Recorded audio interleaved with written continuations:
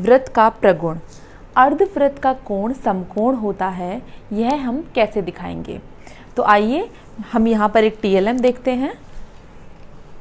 इस टीएलएम का नाम है जियो बोर्ड। तो ये जियो बोर्ड किस प्रकार बना हुआ है? इसमें आप देखेंगे बीचों बीच एक कील गढ़ी है और आसपास में जगहों पर भी ये कीलें गढ़ी हुई हैं। ये कीलें इस प्रकार से गढ़ी हैं कि ये बीच वाला जो केंद्र वाला जो कील है उससे इनकी दूरी, सभी दूरी समान है। तो ये सारी दूरी समान है और इनके बीच के जो बिंदु होंगे इनकी भी दूरी यहाँ पर समान मानी जाएगी। इस आकृति को हम वृत्त कहते हैं और वृत्त में इस बिंदु का नाम होता है केंद्र, जो कि हमने कक्षा 6 में पढ़ा हुआ है। यह केंद्र है और जो ये समान दूरी मैंने अभी आपको बताई कि ये दूरी सदैव समान रहती है, इसे कहते हैं त्रिज्या। अब त्रिज्या जो है, त्रिज्या को अगर मैं दुगना कर दूं, अर्थात केंद्र से होते हुए आप एक ऐसी सीधी रेखा खींचें जो कि केंद्र से होकर जा रही है, इस रेखा का नाम है व्यास। इस रेखा का नाम है व्यास। व्यास वृत्त को दो हिस्सों में बांट देता है, एक ऊपर का हिस्सा आधा और एक नीचे का हिस्सा।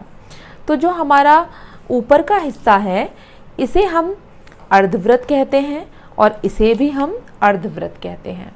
तो इसी अर्धवृत्त का में जो कोण बनता है, अर्धवृत्त में जो भी कोण बनता है वो 90 डिग्री का होता है, यह हमें दर्शाना है।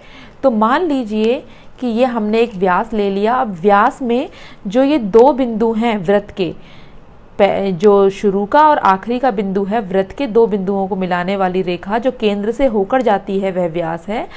तो इस व्यास से जब हम कोई भी कोण बनाएंगे इसी व्यास पर, तो देखिए व्यास पर कोण कैसे बन सकता है?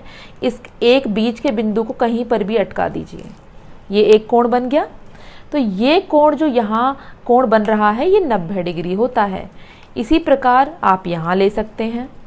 आप किसी भी बिंदु पर जहाँ भी लेंगे, जिस भी बिंदु पर लेंगे, इस कोण का जो मान होगा वो 90 डिग्री ही आता है।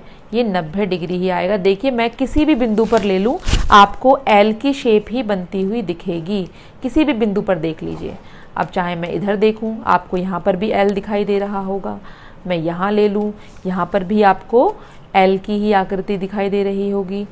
और एल की आकृति का हमारा अर्थ होता है 90 डिग्री का कोण।